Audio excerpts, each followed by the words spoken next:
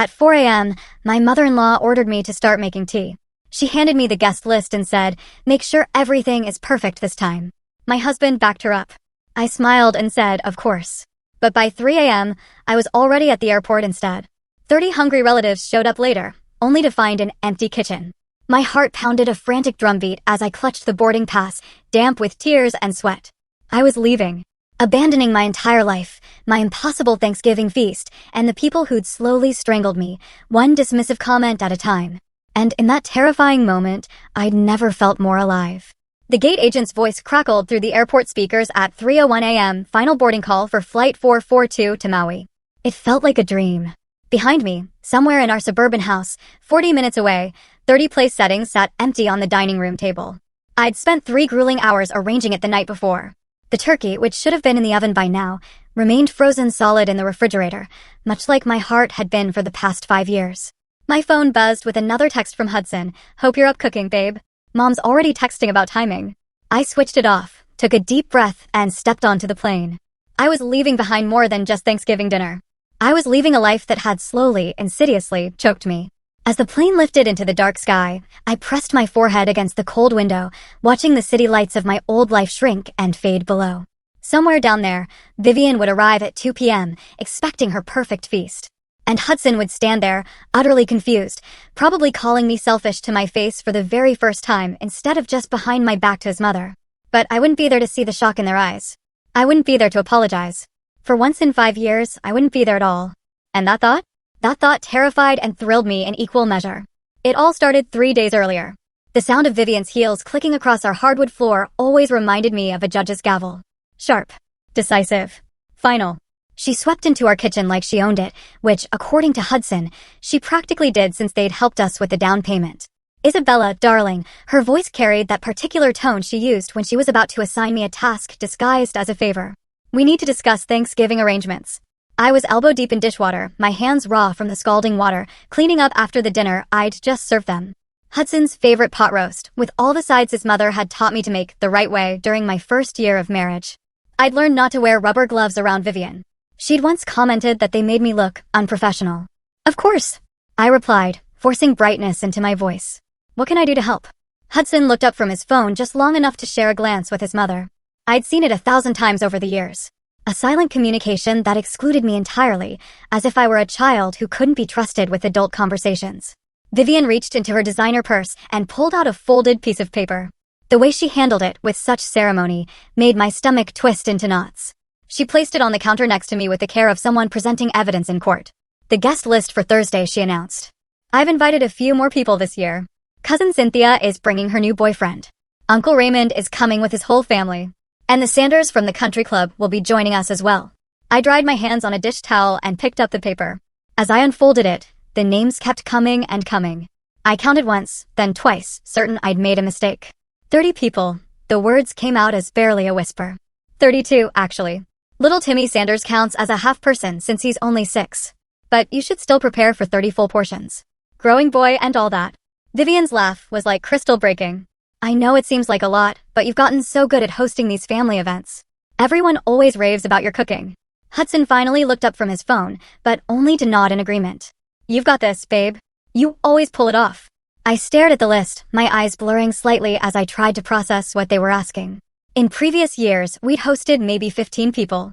Even that had meant I started cooking 2 days in advance, barely slept, and spent the entire dinner running back and forth between the kitchen and dining room while everyone else relaxed. "When did you invite all these people?" I asked, my voice smaller than I intended. "Over the past few weeks," Vivian said dismissively. "Don't worry about the timing, dear. You'll manage just fine. You always do. But I haven't bought groceries for 30 people. I haven't planned a menu for— oh, I took care of the planning part." Vivian pulled out another piece of paper, this one covered in her precise handwriting. "Here's the complete menu. I've upgraded a few things this year. The Sanders are used to a certain standard, you understand." I looked at the menu and felt the room start to spin slightly. Turkey with 3 different stuffings. Ham with pineapple glaze. 7 different side dishes. For desserts, including a homemade pie crust for the pumpkin pie, because store-bought just won't do. Homemade cranberry sauce. Fresh bread rolls. "Vivian, this is a lot for one person to handle." She waved her hand as if I'd mentioned something trivial, like a minor inconvenience with the weather. "Nonsense. You're perfectly capable." Besides, Hudson will be there to help. I looked at my husband, hoping to see some recognition in his eyes that what his mother was asking bordered on impossible. Instead, he was already back to scrolling through his phone. "I'll definitely help out," he said without looking up. "I can carve the turkey and open wine bottles." Carve the turkey. Open wine bottles. That was his idea of help for a meal that would require approximately 16 hours of active cooking time. "What time should I start cooking?" I asked, though part of me already knew the answer would be unreasonable. Vivian checked her expensive watch. "Well, dinner should be served at 2 p.m. sharp. The Sanders prefer to eat early. I'd say you should start around 4 a.m. to be safe.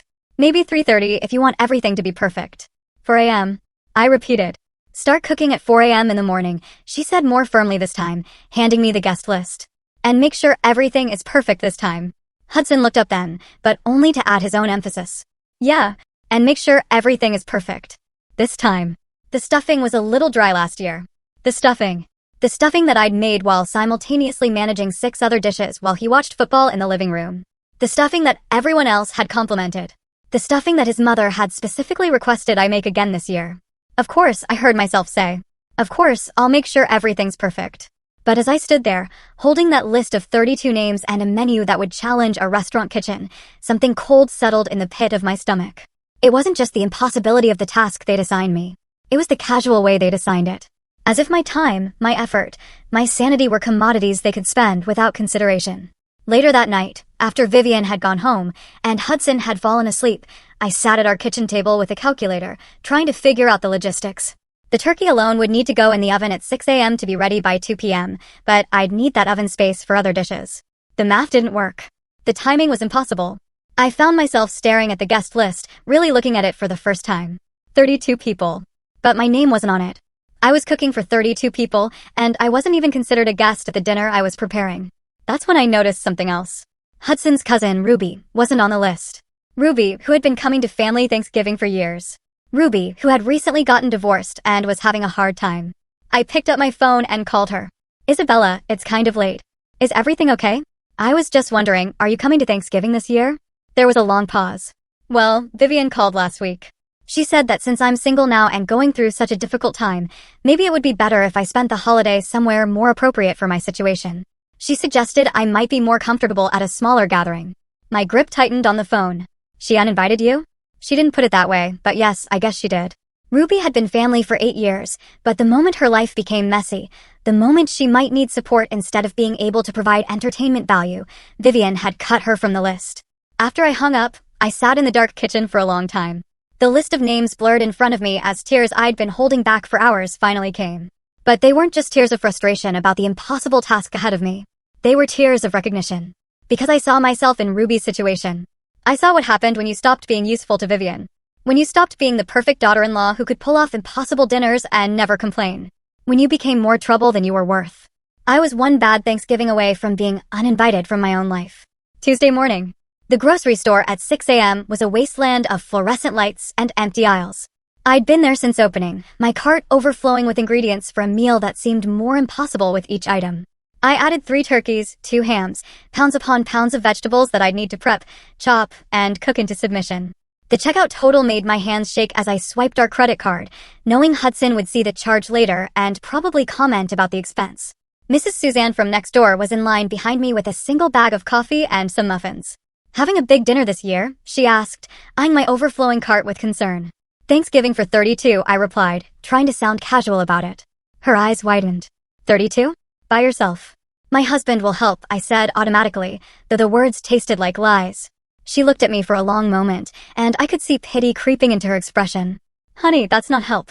That's watching someone drown while standing on the dock." Her words followed me home and echoed in my head as I began the prep work.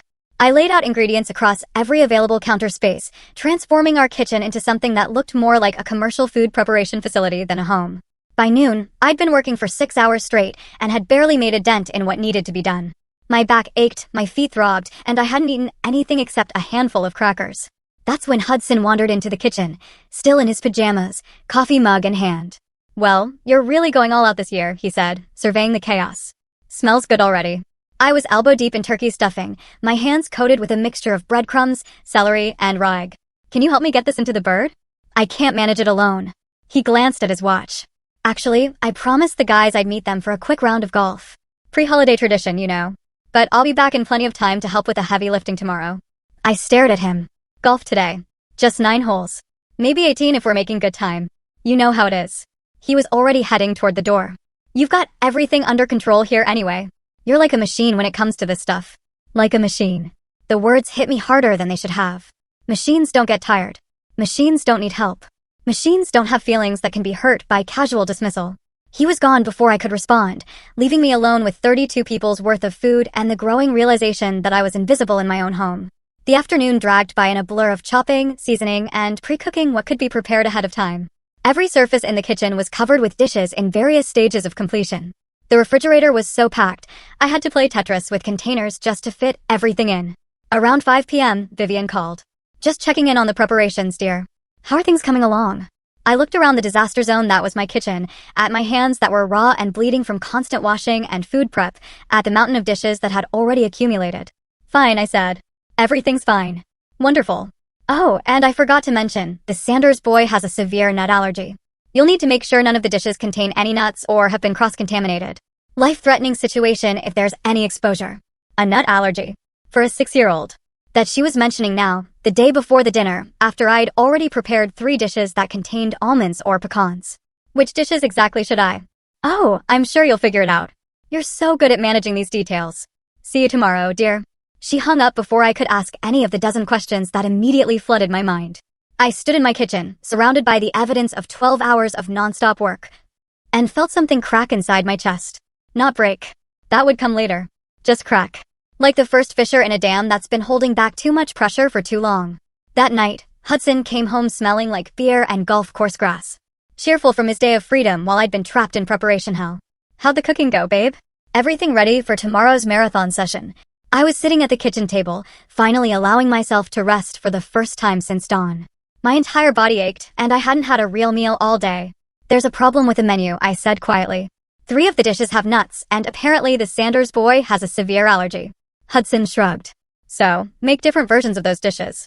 No big deal. No big deal. 3 completely different dishes, requiring entirely new ingredients and preparation time I didn't have. On top of everything else I was already attempting to accomplish. Hudson, I need help. Real help. Not just carving the turkey. I need you to cook some of these dishes. He looked genuinely surprised by the request. But you're so much better at cooking than I am. And Mom specifically requested your green bean casserole and your stuffing. People come expecting your food. Then maybe people can come expecting your food, too. I snapped, my exhaustion finally breaking through my carefully maintained politeness. The sharpness in my voice seemed to startle him. We'd been married for 5 years, and I'd never used that tone with him before. Boy, you're obviously stressed. He sighed. Look, I'll definitely help tomorrow. I promise.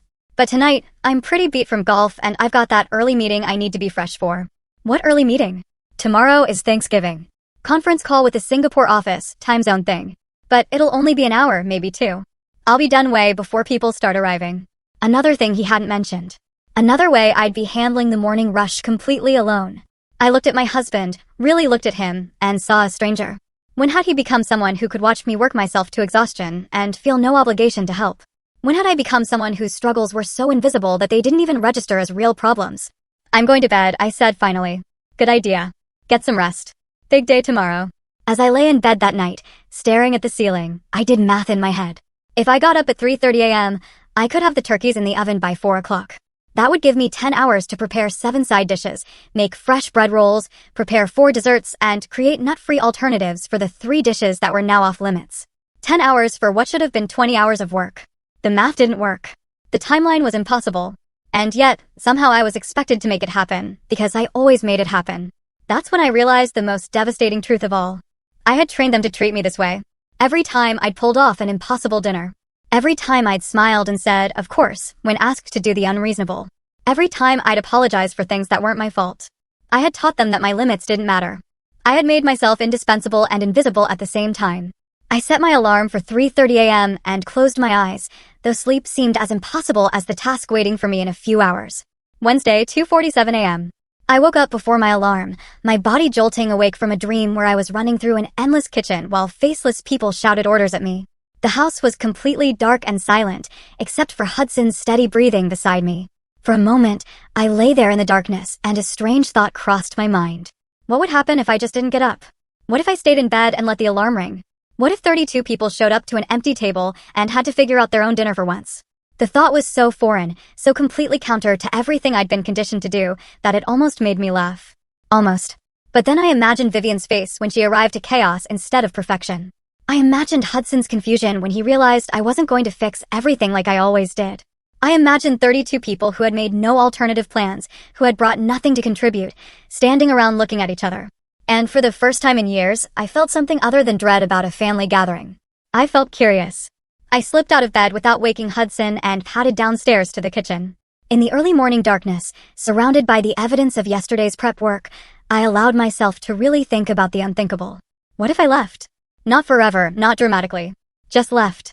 Got in my car and drove somewhere else. Let them handle one meal without me. The idea was terrifying and exhilarating at the same time. I'd never, in 31 years of life, simply not shown up to something I was expected to do. I'd never let anyone down. I'd never put my own needs before someone else's convenience. I made a cup of coffee and sat at the kitchen table, looking at the guest list that still lay where Vivian had placed it 2 days ago. 32 names.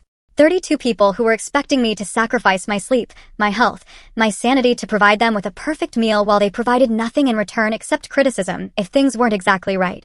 I picked up my phone and, on impulse, opened a travel website. Just to look. Just to see what was possible. The first result made my breath catch.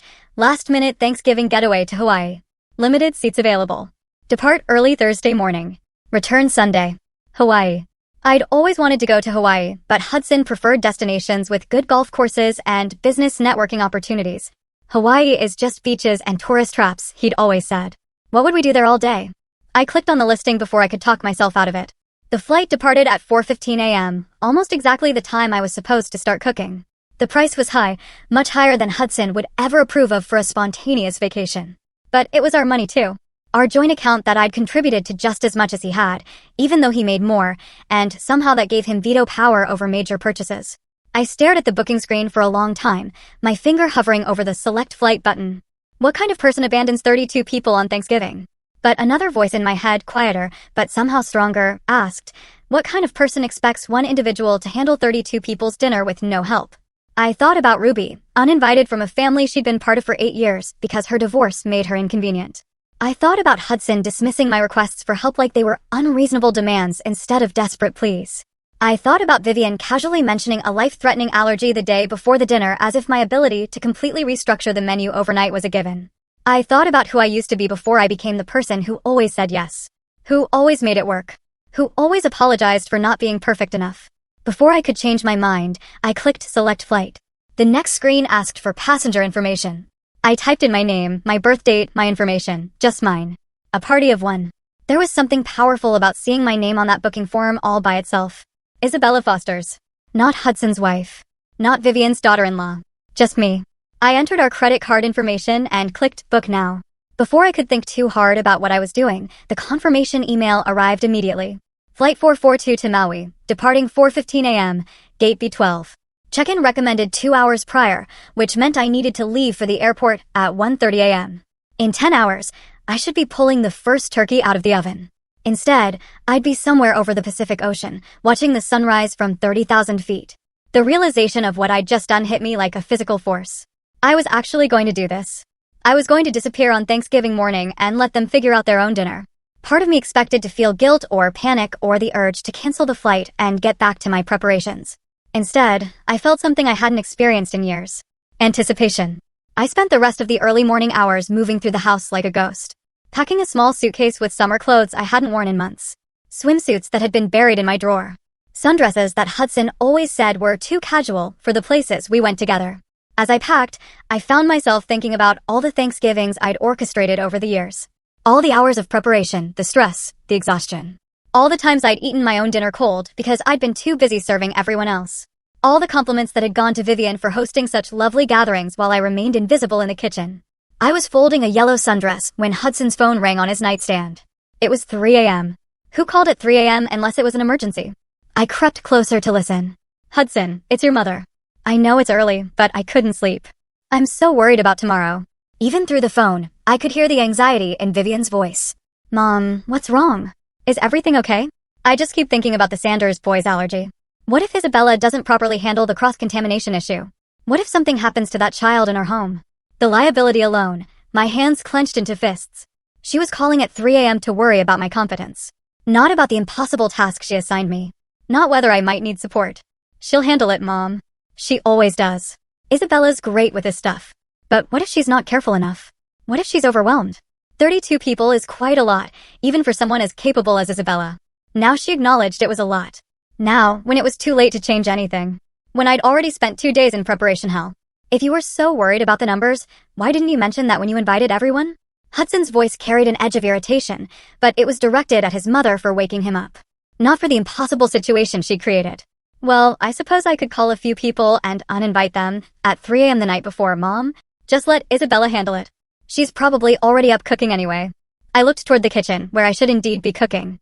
Where I should be starting the impossible marathon that would consume the next 12 hours of my life. Instead, I zipped my suitcase closed and carried it quietly downstairs. I left a note on the kitchen counter next to Vivian's guest list. Kept it simple. Hudson, something came up and I had to leave town. You'll need to handle Thanksgiving dinner. The groceries are in the fridge. Isabella. I didn't apologize. I didn't explain. I didn't offer suggestions for how to salvage the meal or provide detailed instructions. For once in my life, I simply stated the facts and left them to figure out the rest. As I loaded my suitcase into my car, I caught a glimpse of myself in the rearview mirror. I looked different somehow. Not just tired, I looked tired for years. I looked determined. The drive to the airport was surreal. The roads were empty except for a few other early travelers and night shift workers heading home. I'd driven these same streets thousands of times, but never at this hour. Never for this reason. Never with the sense of stepping completely outside my normal life. At the airport, checking in for the flight felt like crossing a threshold I couldn't uncross. The gate agent, a woman about my age with kind eyes, looked at my ticket. Maui. Nice Thanksgiving plan. Getting away from the family chaos. I almost laughed at how perfectly she'd summarized it. Something like that. Smart woman. I'm working today, but if I could afford to escape to Hawaii instead of dealing with my mother-in-law's commentary on my casserole, I'd do it in a heartbeat. As I waited for boarding, I turned my phone on airplane mode without checking for messages. I didn't want to see Hudson's confused text when he woke up and found my note. I didn't want to see Vivian's panic when she arrived to chaos instead of perfection. The gate agent's voice crackled through the speakers, now boarding flight 442 to Maui. Welcome aboard. As I walked down the jetway, I realized this was the first time in 5 years that I was going somewhere Hudson hadn't approved of.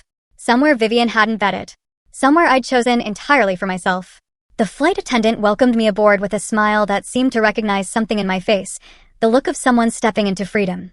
As I settled into my window seat and watched the ground crew prepare for departure, I thought about what was happening back at home. Hudson would be waking up in a few hours to find an empty kitchen and a note that would change everything. 32 people would be arriving in 10 hours expecting a feast, and there would be no one there to provide it. For the first time in my adult life, their problem was not my problem to solve. The plane pushed back from the gate just as the first hints of dawn appeared on the horizon. As we lifted into the sky, I pressed my face to the window and watched my old life disappear below the clouds. Thursday, 7:23 a.m. Hudson's perspective. Hudson Fosters woke up to his alarm with the lazy contentment of someone who had no idea his world was about to implode. He rolled over, expecting to find Isabella's side of the bed empty as usual on Thanksgiving morning. She was always up before dawn, making magic happen in the kitchen. But something felt different. The house was too quiet. By 7 a.m. on Thanksgiving, the smell of roasting turkey usually filled every room, and the sound of Isabella's orchestrated chaos in the kitchen served as a comforting soundtrack to his slow morning routine. Instead, silence. He padded downstairs in his boxers, expecting to find his wife surrounded by controlled culinary mayhem, probably looking a bit frazzled, but handling everything with the competent efficiency that had attracted him to her in the first place. The kitchen was empty. Not just empty of people, empty of activity. The ingredients from yesterday's prep work sat exactly where Isabella had left them. No turkey in the oven, no pots bubbling on the stove, no evidence that the Thanksgiving marathon had begun. On the counter, next to his mother's guest list, sat a folded piece of paper with his name on it in Isabella's handwriting. Even as he unfolded it, some part of his brain refused to accept what he was reading. Hudson, something came up and I had to leave town. You'll need to handle Thanksgiving dinner. The groceries are in the fridge. Isabella. He read it 3 times before the words began to make sense. She was gone. Isabella, his wife, who had never missed a family obligation, who had never failed to deliver a perfect meal, who had never left him to handle anything domestic, was gone. His first thought was that someone must have died. A family emergency that had required her immediate departure. He grabbed his phone and called her.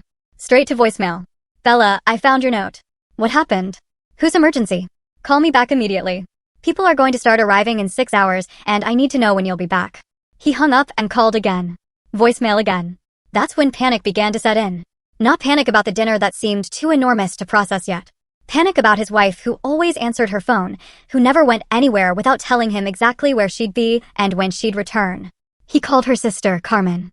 Hudson, it's early. Is everything okay? Is Isabella with you? Did someone in your family? Is there an emergency? What? No.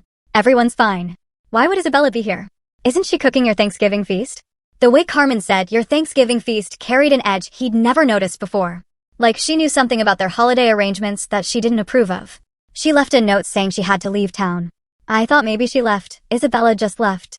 Carmen's voice shifted from sleepy confusion to something that sounded almost like admiration. Good for her. Good for her, Carmen. 30 people are coming for dinner in 6 hours and she's vanished. 30 people, Hudson? Are you insane? You expected your wife to cook for 30 people by herself. The judgment in her voice stung. She's good at this stuff. She likes hosting. She likes hosting intimate dinners with friends, not feeding an army of your relatives who treat her like hired help.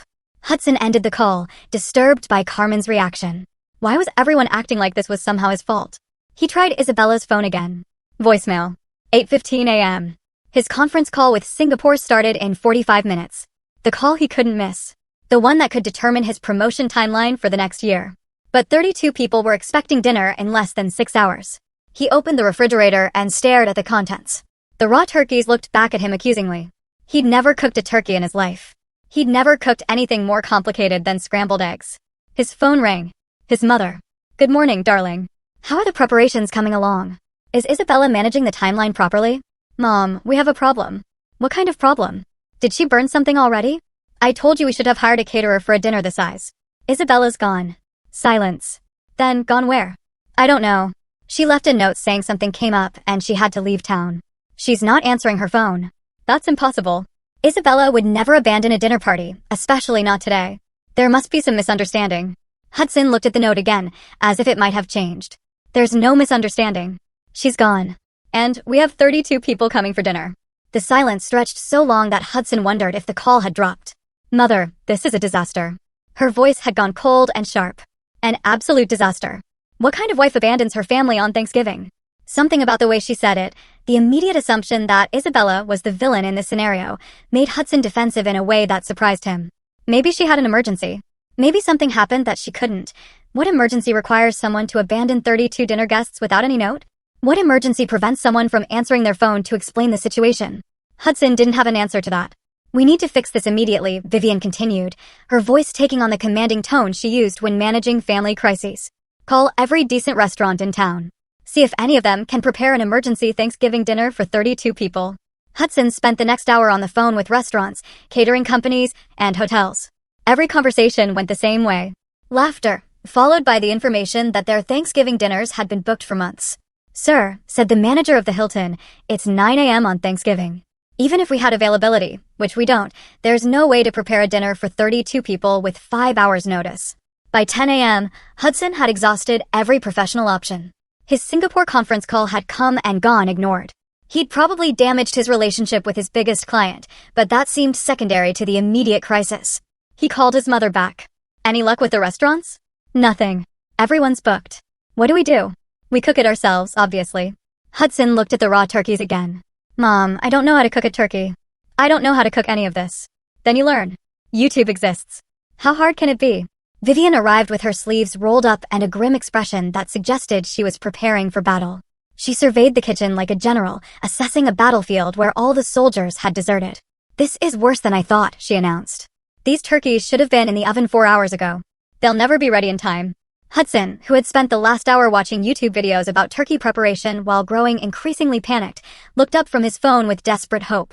Can we cook them faster somehow? Higher temperature. Hudson, darling, you cannot rush a 20-pound turkey.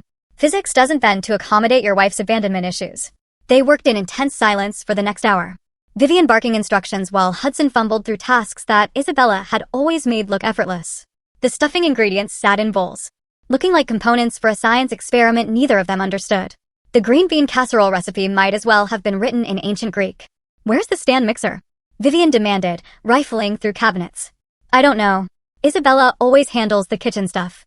Well, Isabella isn't here, is she? At noon, Hudson's phone started ringing with calls from relatives asking about arrival times and dietary restrictions. Each conversation became more uncomfortable than the last. Hey, Hudson, it's Uncle Raymond. Should I bring something? I know Vivian said everything was covered, but the wife made extra stuffing just in case. Actually, Uncle Raymond, maybe you should bring the stuffing. And maybe anything else your wife might have made, as backup. Backup? Is everything okay? Hudson looked at his mother, who was attempting to wrestle a raw turkey into a roasting pan while cursing under her breath. Just bring whatever you have. By 12:30, word had spread through the family network that something was wrong with dinner preparations. Hudson's phone buzzed constantly with confused relatives offering to help, asking questions, or trying to figure out if they should make alternative plans. The kitchen had descended into chaos. Vivian had managed to get one turkey into the oven, but it was clear to both of them that it wouldn't be ready until evening. The side dishes remained untouched. The elegant timeline Isabella always maintained had collapsed into panic and improvisation. This is humiliating, Vivian said, flour in her hair and defeat in her voice. Absolutely humiliating. The Sanders are going to think we're incompetent. Maybe we should just cancel, Hudson suggested weakly. Cancel? We cannot cancel Thanksgiving dinner at 1 p.m. on Thanksgiving Day. Do you have any idea what people will think? But Hudson was beginning to realize that what people thought was the least of his problems. The doorbell rang like a death knell. Hudson opened the door to find Cousin Cynthia and her new boyfriend standing on the porch with a bottle of wine and expectant smiles. Something smells interesting, Cynthia said, sniffing the air with obvious confusion. Instead of the rich aromas of a Thanksgiving feast, the house smelled like raw onions and panic sweat. We're running a little behind schedule, Hudson said, his voice strained with false cheerfulness. More cars pulled into the driveway. Uncle Raymond with his arms full of backup dishes. The Sanders with their 6-year-old son, and obvious expectations of the high-class dinner Vivian had promised them. Cousin after cousin, friend after friend, all arriving to find Hudson standing in the doorway, looking like he was greeting mourners at a funeral. Where's Isabella? Aunt Margaret asked, looking around for the hostess who usually greeted everyone with genuine warmth and the promise of an amazing meal. Had to step out. Emergency. The living room filled with increasingly confused relatives. Conversations grew stilted as people realized something was seriously wrong. The dining room table, set with Isabella's careful place settings from 2 days ago, stood ready for a feast that didn't exist. Vivian emerged from the kitchen looking like she'd been through a war. Her perfect hair was disheveled, her clothes stained with various food substances, and her usual composure had cracked to reveal something close to panic. Everyone, please be patient. We've had some unexpected challenges with the meal preparation. Mr. Sanders, a man accustomed to country club service and fine dining, looked at his watch pointedly. We were told dinner would be served at 2 p.m. It's nearly that time now. Yes, well, there have been some complications. What kind of complications? The question came from Hudson's cousin, Julie, who had driven 3 hours with her family and was beginning to look annoyed. Hudson and Vivian exchanged glances. Neither of them wanted to be the one to explain that the woman they'd all taken for granted had simply vanished, leaving them helpless. Isabella had to leave town suddenly, Hudson said finally. Family emergency. The room fell silent as 32 people processed this information. She left today? This from Ruby's sister, who unlike Ruby, had made the guest list. What kind of emergency happens at 4 a.m. on Thanksgiving morning? Hudson didn't have an answer. Uncle Raymond cleared his throat. Well, what's the plan for dinner then? All eyes turned to Hudson and Vivian. 32 people who had made no backup plans, brought no substantial food contributions, and arranged their entire day around a meal that had been promised to them. We're working on it, Vivian said weakly. Little Timmy Sanders, the 6-year-old with the severe nut allergy, tugged on his mother's dress. Mommy, I'm hungry. When are we eating? His innocent questions seemed to break whatever spell had been keeping the room politely quiet. Suddenly, everyone was talking at once. Maybe we should order pizza. Pizza places aren't open on Thanksgiving. What about Chinese food? With a 6-year-old who has food allergies? This is insane. We should have been told earlier. Where exactly did Isabella go? How long have you known she wasn't going to be here? Hudson felt the walls closing in around him. 32 pairs of eyes, all looking to him for answers he didn't have, solutions he couldn't provide. That's when his phone buzzed with a text message. It was from Isabella's number. The entire room seemed to sense his reaction as he opened the message. Everyone fell silent, waiting to hear what his missing wife had to say. The text contained a single photo. Isabella, wearing a yellow sundress he'd never seen before, sitting at a beachside restaurant with a tropical drink in her hand. Her hair was loose and flowing in the ocean breeze. Her face was turned toward the camera with an expression of pure, radiant peace. Below the photo, a simple message, Thanksgiving dinner in paradise. Tell Vivian the turkey is her problem now. Hudson stared at the phone, his brain struggling to process what he was seeing. His wife, his reliable, predictable, always accommodating wife, was in Hawaii. She wasn't handling a family emergency. She wasn't planning to return in time to save dinner. She had planned this. She had chosen this. She had abandoned 32 people on Thanksgiving. And from the look on her face in that photo, she had absolutely no regrets about it. Hudson. His mother's voice seemed to come from very far away. What did she say? He looked up at 32 expectant faces. His mother, who had created this impossible situation. His relatives, who had never once offered to help with the massive productions Isabella orchestrated for them. The Sanders, who were already looking around the room with barely concealed disdain. All of them waiting for him to fix what Isabella had broken by refusing to be broken anymore. She says, Hudson's voice cracked. She says the turkey is our problem now. The room erupted. Isabella's perspective. The Mai Tai was stronger than I'd expected. But then again, I'd expected nothing about this day to go according to anyone's plan. I sat at the open-air restaurant overlooking Wailea Beach, my yellow sundress catching the trade winds, and watched the sun paint diamonds across the Pacific. It was exactly 2 p.m. Hawaiian time, which meant it was 7 p.m. back home. Right now, 32 people should be sitting down to a perfect Thanksgiving feast in my dining room. Instead, I was having coconut shrimp and watching sea turtles surface in the crystal clear water. My phone had been buzzing constantly since I turned it back on an hour ago. 17 missed calls from Hudson. 8 from Vivian. Text messages from relatives I hadn't heard from in months. All suddenly very concerned about my well-being. I scrolled through them with detached curiosity, like reading about someone else's life. Hudson, where are you? This isn't funny anymore. Call me immediately. We need to talk about this. People are asking questions I can't answer. Vivian, Isabella, whatever point you're trying to make, you've made it. Come home and fix this. This is beyond selfish. You're embarrassing the entire family. Cousin Cynthia, Hudson says you had a family emergency. Is everything okay? Aunt Margaret, honey, we're worried about you. Please call someone and let us know you're safe. I almost laughed at that last one. They were worried about me now? After 5 years of watching me work myself into exhaustion for their benefit, now they were concerned about my safety. I took another sip of my Mai Tai and opened my camera app. The sunset behind me was turning the sky into shades of orange and pink that looked too beautiful to be real. I took a selfie, making sure to capture both my genuinely happy expression and the paradise backdrop. Then I sent it to Hudson with a message I'd been composing in my head for the past 8 hours. Thanksgiving dinner in paradise. Tell Vivian the turkey is her problem now. The response came within seconds. My phone rang immediately. I let it go to voicemail. Then I turned the phone off completely and ordered another Mai Tai. By 8 p.m., the Great Thanksgiving disaster had reached legendary status in the family. Half the relatives had left to find restaurants that might still be serving food. The other half had gathered in the kitchen, attempting to salvage something resembling a meal from the chaos Hudson and Vivian had created. Uncle Raymond had taken charge of the turkey situation, declaring that they could cut the birds up and cook the pieces separately to speed up the process. Cousin Julie was attempting to make mashed potatoes from scratch while consulting YouTube tutorials. The Sanders family had left entirely, citing concerns about food safety and their son's allergies. Hudson sat at the kitchen table, staring at Isabella's text message for the 100th time. Each viewing made the reality more surreal and more devastating. She wasn't coming back. She hadn't been kidnapped or hospitalized or forced to handle someone else's emergency. She had made a choice to leave them all behind, and she was clearly enjoying every moment of it. This is what happens when you spoil someone too much. Vivian announced to the room as she attempted to salvage the green bean casserole.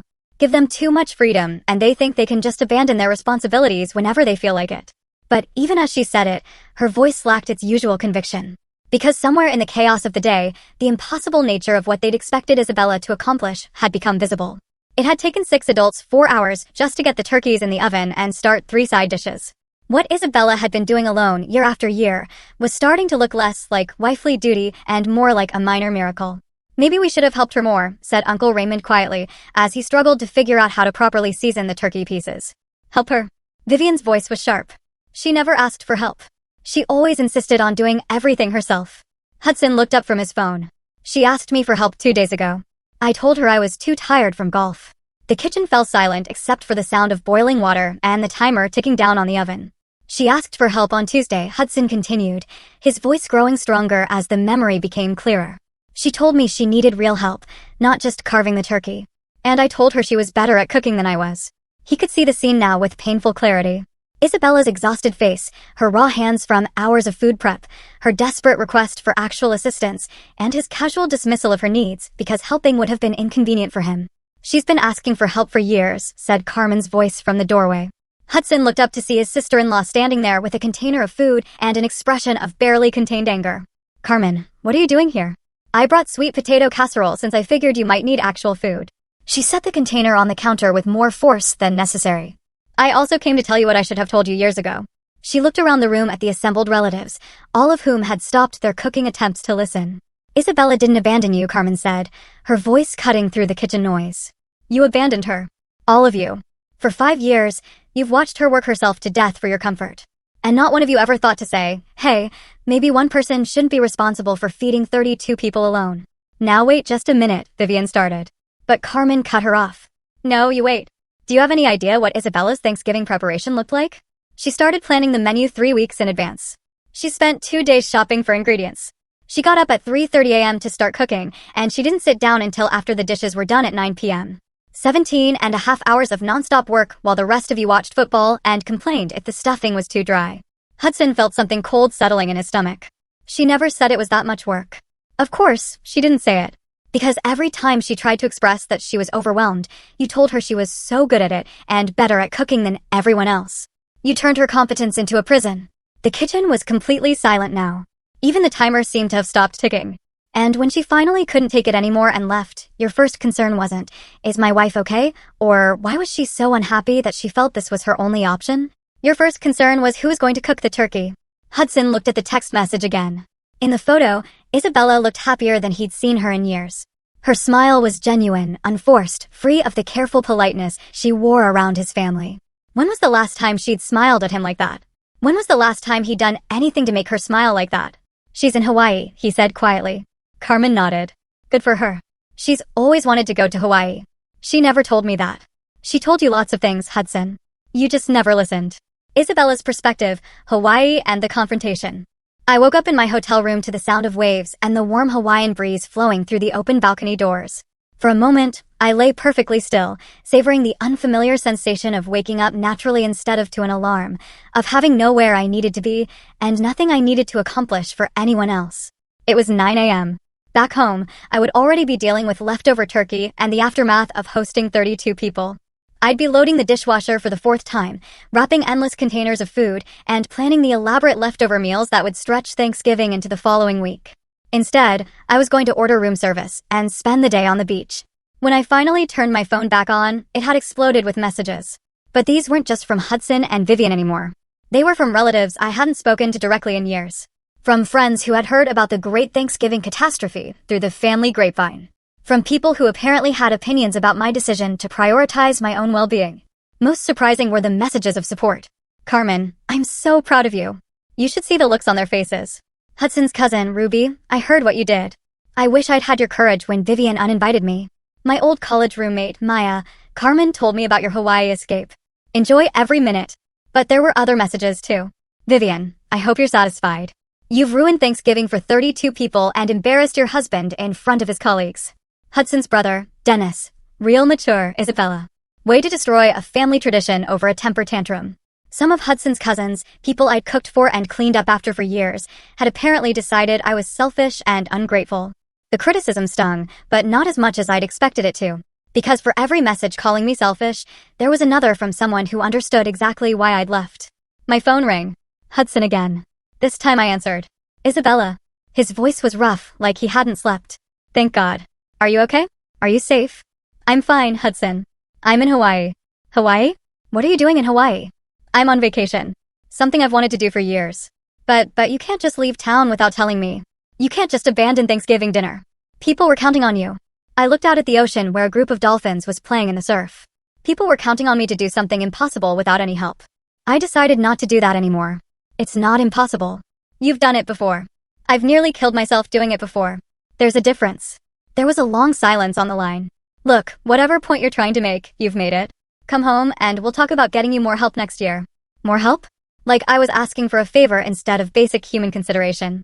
"What kind of help, Hudson?" "I don't know. Maybe we could hire someone to serve the food so you don't have to run back and forth." "What about cooking the food?" "Well, you're so much better at that than anyone else." And there it was. The fundamental misunderstanding that had defined our entire marriage. Hudson genuinely believed that my ability to handle impossible tasks meant I should handle them.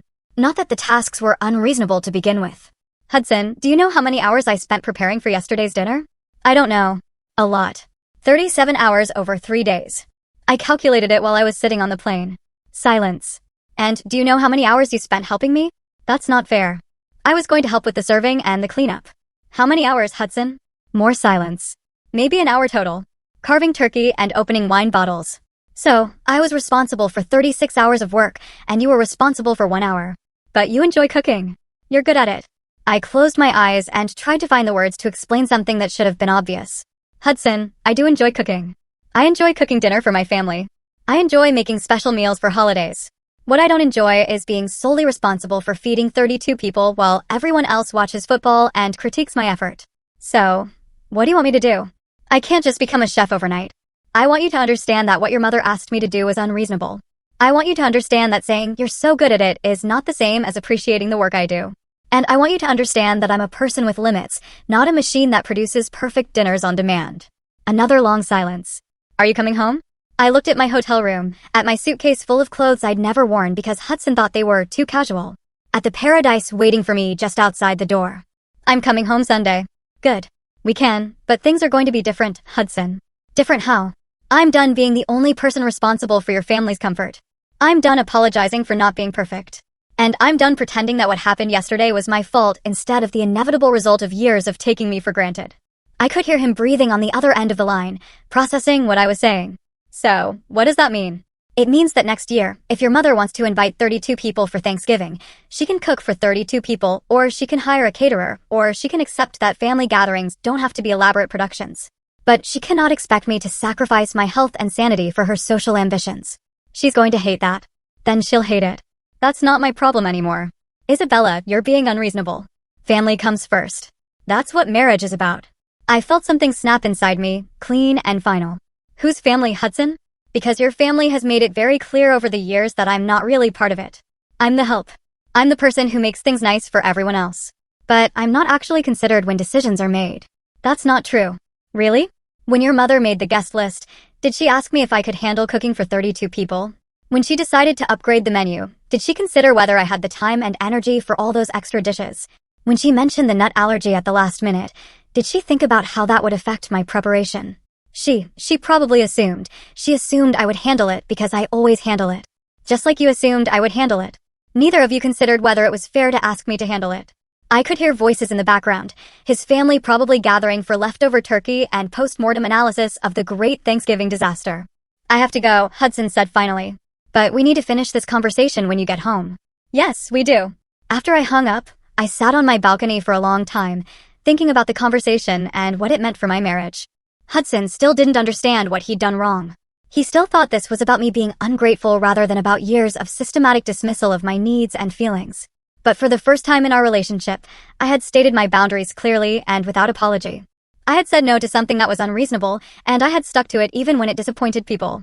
It felt terrifying and liberating at the same time. I ordered a tropical fruit plate from room service and spent the day reading a novel on the beach, something I hadn't done in years. Every few hours, I took a photo of my surroundings and posted it to social media with captions like, "Learning to put myself first," and "Paradise is a state of mind." I knew Hudson's family was probably seeing these posts. I knew they were probably analyzing every word for signs of mental breakdown or evidence of selfishness. I didn't care anymore. For 3 days, I was going to be exactly as selfish as they'd accused me of being. I was going to think only about my own comfort, my own desires, my own happiness. It was going to be the best vacation of my life. The flight back to reality was turbulent, both literally and metaphorically. As we descended through storm clouds toward the airport, I felt my phone buzzing back to life with messages I'd been ignoring for the past day. Hudson, what time does your flight land? I'll pick you up. Carmen, how is Paradise? Ready to come back and set some boundaries? Vivian, we need to have a family meeting about your behavior. This cannot happen again. That last message made me laugh out loud, earning a concerned look from the businessman in the seat next to me. Vivian wanted to have a family meeting about my behavior, as if I were a teenager who had missed curfew instead of a grown woman who had refused to be taken advantage of. The airport was crowded with post-holiday travelers. All of us looking slightly shell-shocked by the transition from vacation time back to real-world responsibilities. But as I walked through the terminal, I noticed something different about my own reflection in the shop windows. I stood straighter. My face looked relaxed in a way it hadn't in years. Hudson was waiting for me at baggage claim, looking like he hadn't slept well in days. His clothes were wrinkled, his hair unkempt, and there were dark circles under his eyes that made him look older than his 34 years. "Hi," he said when he saw me approaching. "Hi." We stood there for a moment. Two people who had been married for 5 years, suddenly unsure how to interact with each other. "How was your trip?" he asked finally. It was exactly what I needed. He waited for me to elaborate, but I didn't. The old Isabella would have filled the awkward silence with apologies and explanations, reassuring him that everything was fine and normal could resume immediately. The new Isabella just collected her suitcase and walked toward the parking garage. The drive home was mostly silent, punctuated only by Hudson's occasional attempts at conversation that I answered briefly and without enthusiasm. I wasn't trying to be cold. I was just done performing emotional labor for his comfort. As we pulled into our driveway, Hudson finally asked the question that had obviously been eating at him. "So, what happens now?" I looked at our house, the house where I'd spent 5 years making myself smaller and smaller to accommodate everyone else's needs, and felt a strange mix of familiarity and detachment. Now, we figure out if our marriage can survive me having boundaries. I was barely finished unpacking when the doorbell rang. Through the peephole, I could see Vivian standing on our front porch with the posture of someone preparing for battle. I considered not answering, but that would only delay the inevitable conversation. "Vivian," I said as I opened the door. "How nice to see you." She pushed past me into the house without waiting for an invitation, her high heels clicking against the hardwood floor with their familiar sound of authority. "We need to talk," she announced, settling herself on our living room couch as if she were holding court. "I figured we might. What you did on Thursday was unacceptable. Absolutely unacceptable. Do you have any idea how humiliating it was to have to explain your absence to 32 people?" I sat across from her in the chair Hudson always said was too formal for everyday use, but had always been my favorite spot in the room. "I imagine it was very difficult," I said calmly. She seemed taken aback by my tone, which was neither defensive nor apologetic. "Difficult? It was a disaster, Isabella. A complete disaster. The Sanders are telling everyone at the country club that we can't be trusted to host a proper dinner party. Cousin Cynthia's new boyfriend thinks our entire family is dysfunctional. Uncle Raymond spent 4 hours trying to cook turkeys he had no idea how to prepare. That sounds very stressful for everyone. I'm sure it was very difficult to suddenly be responsible for tasks they'd never had to handle before." Vivian's eyes narrowed. "Tasks they'd never had to handle before because you always insisted on doing everything yourself. You never asked for help. You never indicated that you were overwhelmed. You just took control of every holiday gathering and then apparently resented us for letting you." I felt the familiar anger rising in my chest. But this time, I didn't push it down or try to manage it for her comfort. "Vivian, I asked for help dozens of times over the years. I asked Hudson to help with cooking. I suggested potluck-style gatherings where everyone contributed dishes. I mentioned that 32 people might be too many for one person to handle. I don't recall those conversations." "Of course, you don't. Because every time I suggested that the arrangements were becoming unmanageable, you told me I was so capable and such a wonderful hostess and that you couldn't imagine anyone else handling things as well as I did." She was quiet for a moment, and I could see her mentally reviewing past conversations, possibly recognizing the truth in what I was saying. "Well," she said finally, "even if that's true, abandoning 32 people without notice is not the appropriate response. Adults communicate their needs clearly instead of throwing tantrums." "You're right," I said, and I saw a surprise flicker across her face. "Adults do communicate their needs clearly, which is what I'm doing now." "What do you mean?" "I mean, I'm clearly communicating that I will not be cooking Thanksgiving dinner for 32 people ever again. I will not be solely responsible for any family gathering of more than 8 people, and I will not be treated like hired help who should be grateful for the opportunity to serve everyone else." Vivian's composure finally cracked. "You ungrateful little," careful I interrupted, my voice still calm, but carrying an edge that made her stop mid-sentence. "You're about to say something that will permanently damage our relationship." We stared at each other across the living room, and for the first time in 5 years, I didn't look away first. "Here's what's going to happen going forward," I continued. "If you want to host large family gatherings, you can cook for them yourself or hire a caterer or organize potluck-style meals where everyone contributes. What you cannot do is assign me the work while taking credit for the hospitality. Hudson will never agree to this. Then Hudson and I will have some decisions to make about our marriage." "You would divorce your husband over Thanksgiving dinner?"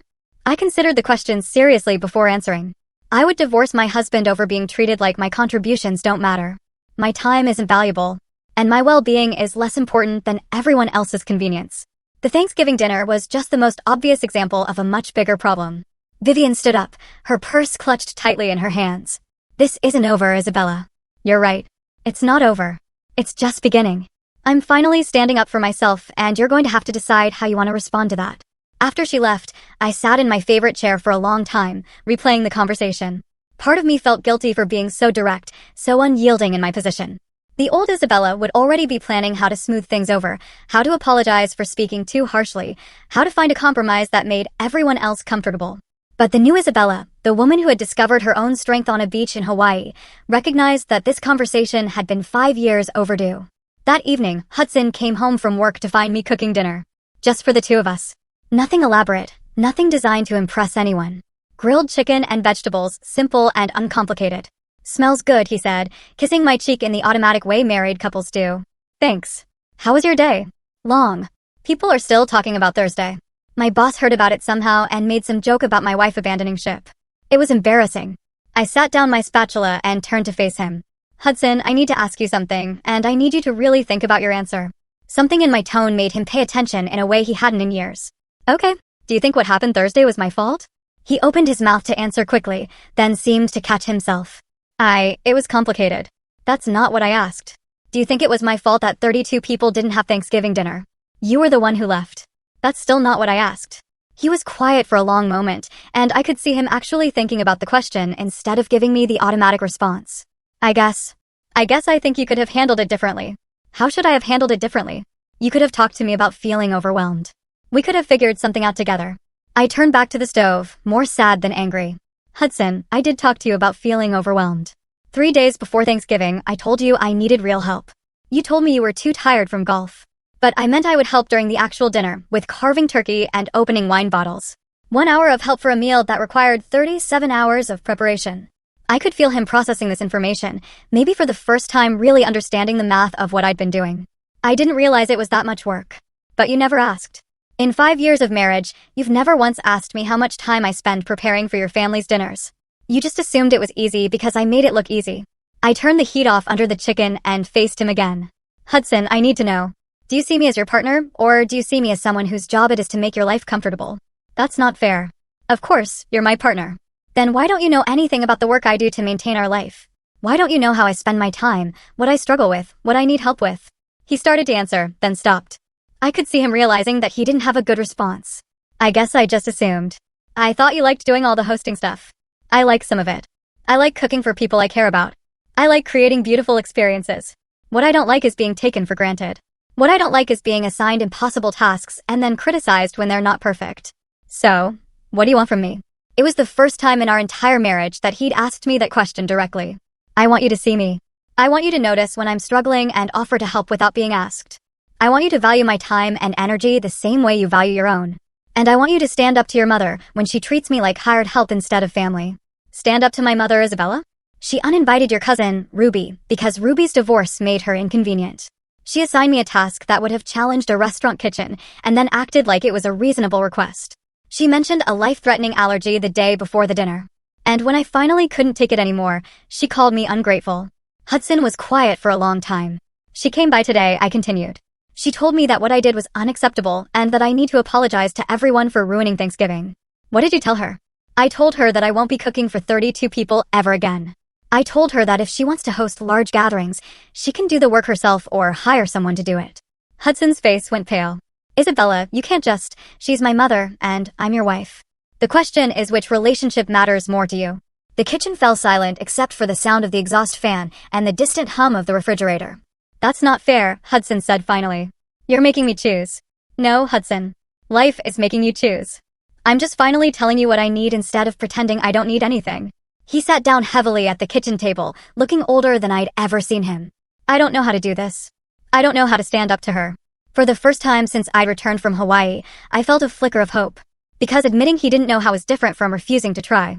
You start by acknowledging that what she asked me to do was unreasonable, I said softly. You start by telling her that you're sorry you let me handle all that work alone for so many years. And if she doesn't accept that, if she gets angry, then she gets angry. Hudson, your mother's feelings are not more important than your wife's well-being. He looked up at me, then really looked at me, and I could see him trying to understand something that had been invisible to him for years.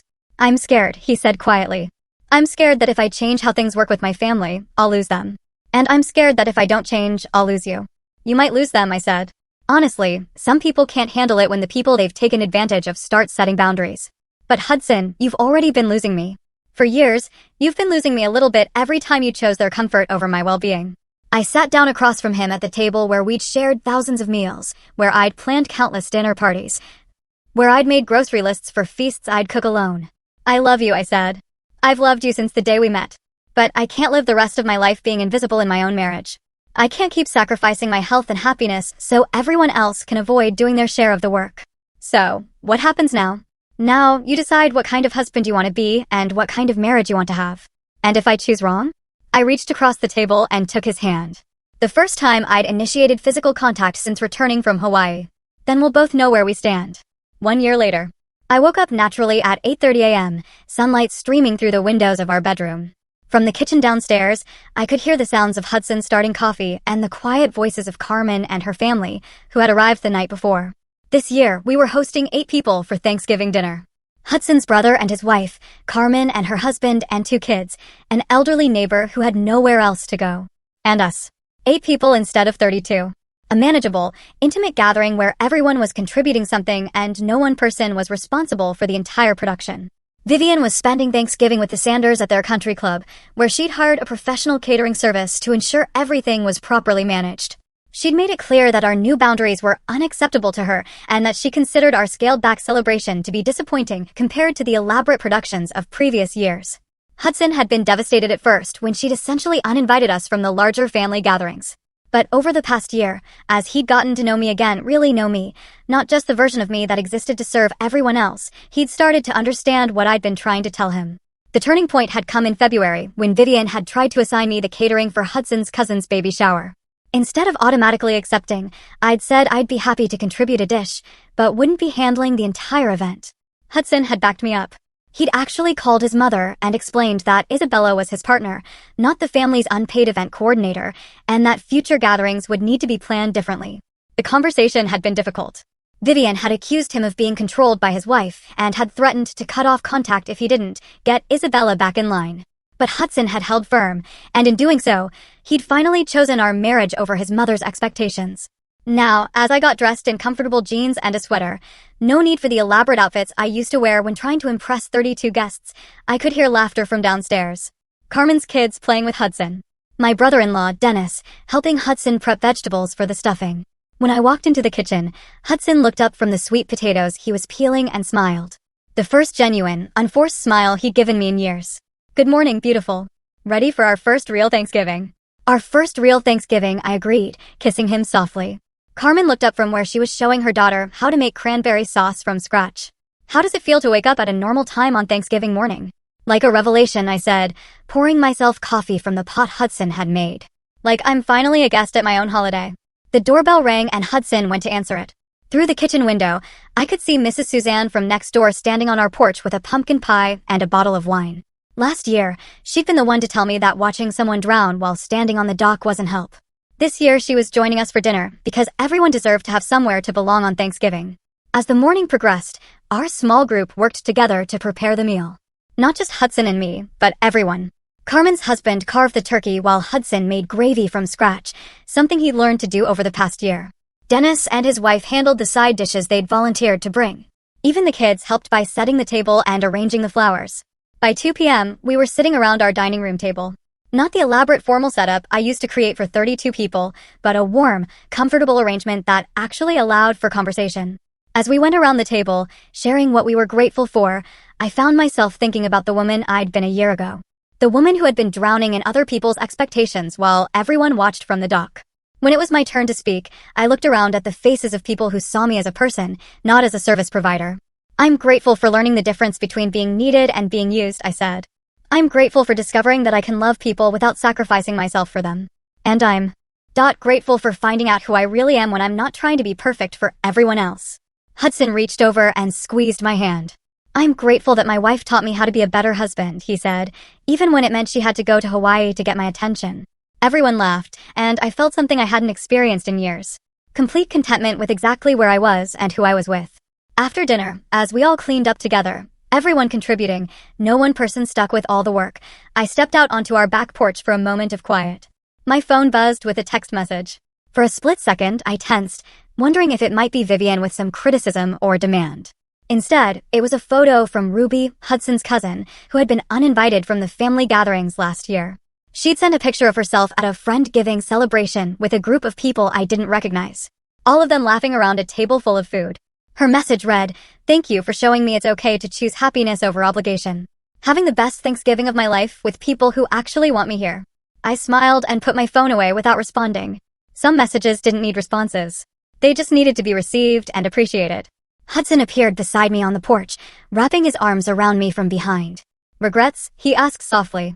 I leaned back against him and looked up at the stars that were just beginning to appear in the evening sky. "About Hawaii? Never. About us? About how hard this year has been." I turned in his arms so I could see his face. "Hudson, this year has been the first year of our marriage where I felt like I mattered. Where I felt like my voice was heard and my needs were considered. It's been hard, but it's been real. I'm sorry it took me so long to understand. I'm sorry it took me so long to demand understanding." We stood there for a moment in comfortable silence, listening to the sounds of our family cleaning up inside, of normal people doing normal amounts of work and sharing normal amounts of responsibility. "So, what's the plan for next year?" Hudson asked. "Same group, same size, same boundaries," I said firmly. "Whatever else changes, that stays the same." "Good," he said, kissing the top of my head. "I like the woman who sets boundaries. I like her a lot better than the woman who pretended she didn't have any." As we walked back inside together, I caught a glimpse of myself in the hallway mirror. The woman looking back at me was relaxed, confident, genuinely happy. She was someone I recognized. Not the people-pleasing ghost I'd become over the years, but the person I'd been before I learned to make myself smaller for everyone else's comfort. She was someone I was proud to be. In the kitchen, Carmen was loading the last of the dishes into the dishwasher while her kids played quietly in the living room. Dennis and his wife were packing up the leftovers they were taking home. Everyone was contributing to the cleanup, just like everyone had contributed to the meal. "This was perfect," Carmen said, hugging me goodbye. "Exactly what Thanksgiving should be. Intimate," agreed Dennis's wife. "Actually relaxing instead of feeling like a performance." After everyone had gone home, Hudson and I sat together on our couch. Both of us tired, but satisfied in a way I hadn't felt after a holiday in years. "I have something for you," Hudson said, reaching into his jacket pocket. "It's not Christmas yet," I protested. "It's not a Christmas gift. It's an apology gift. And a promise gift." He handed me a small envelope. Inside was a round-trip ticket to Hawaii, departing the day after Christmas. "For both of us this time," he said. I figured it was time I saw what paradise looks like through your eyes. I looked at the ticket, then at my husband, who had spent the past year learning how to see me as a person instead of a service provider. "Hudson Foster's," I said, using his full name the way I had when we were dating, and everything felt possible. "You just might be worth keeping after all." He laughed and pulled me closer. "Isabella Foster's," he said, "I'm going to spend the rest of my life making sure you never feel invisible again." Outside, the first snow of the season was beginning to fall, covering our neighborhood in clean, white silence. But inside our house, everything felt warm and bright and full of possibility. I had learned to choose myself without losing the people who truly mattered. I had learned that love doesn't require sacrifice of self, but recognition of self. And I had learned that sometimes the most revolutionary thing you can do is simply refuse to disappear. The turkey was gone, the dishes were done, and I was finally completely home.